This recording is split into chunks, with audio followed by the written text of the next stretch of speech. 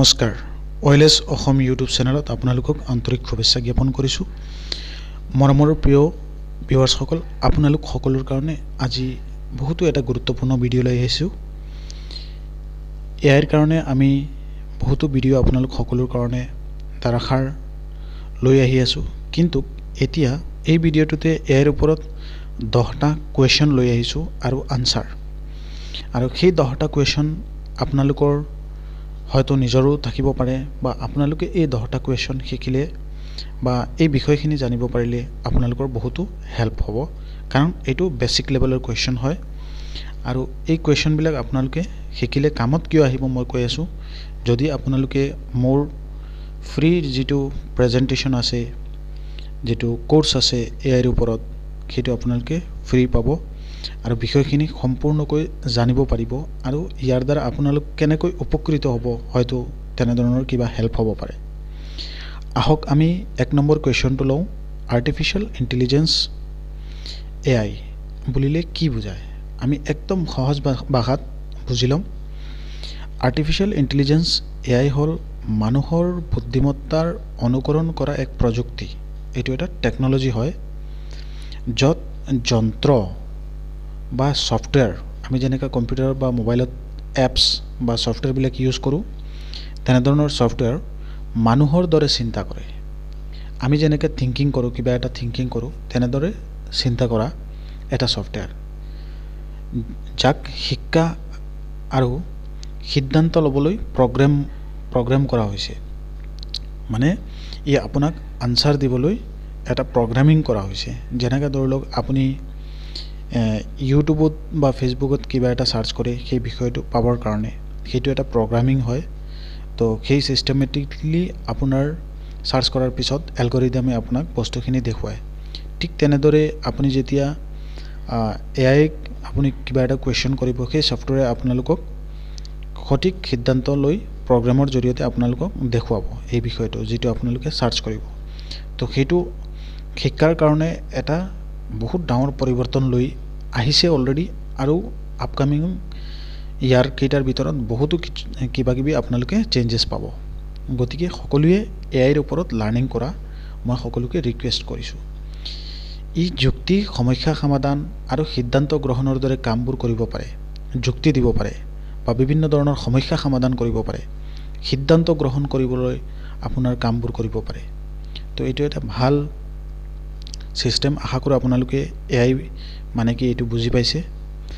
এতিয়া আহিম আমাৰ ভিডিঅ'ৰ 2 নম্বৰ কুৱেশ্যনলৈ।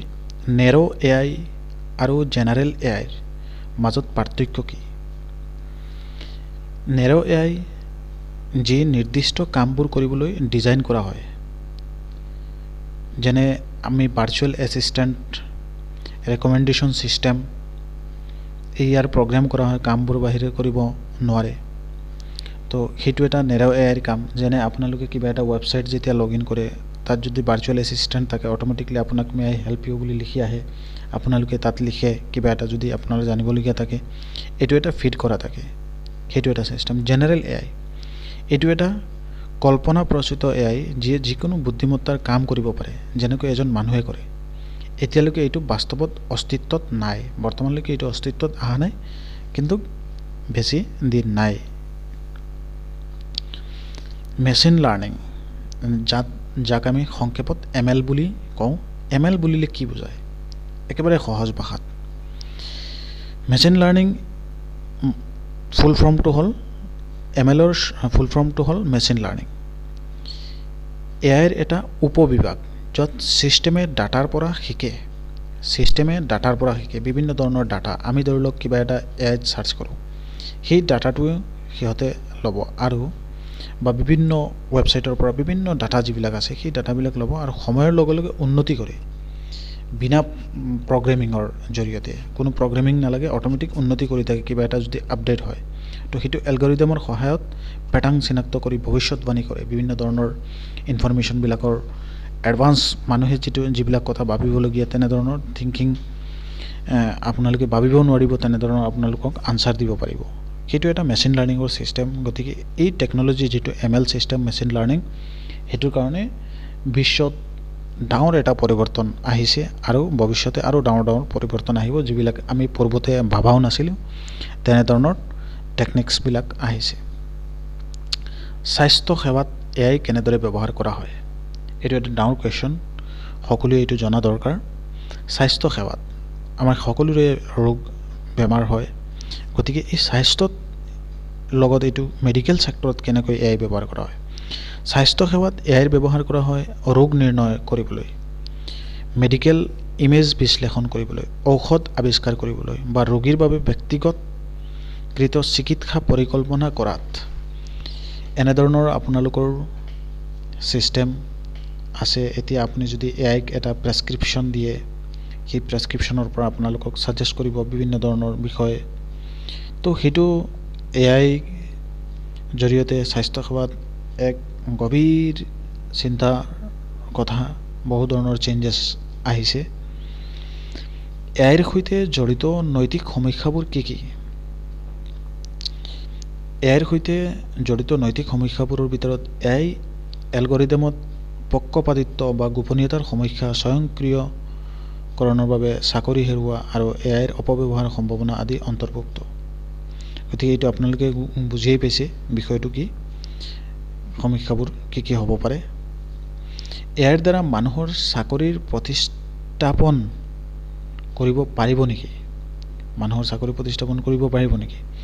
AIৰ দ্বাৰা পুনৰ বৃত্তিমূলক আৰু নিয়মিত কামবোৰ স্বয়ংক্ৰিয় কৰিব পাৰি, যাৰ ফলত কিছুমান শ্ৰমিকৰ ক্ষেত্ৰত চাকৰি হেৰুৱাব লগা হ'ব পাৰে। যিবিলাক শ্ৰমিক লেভেলৰ মানুহ আছে, একেটা টপিকছৰ ওপৰত তেওঁলোকৰ চাকৰি, তেনেধৰণৰ মানুহবিলাকৰ দ্বাৰা চাকৰি হয়তো নাইকিয়া হ'ব পাৰে।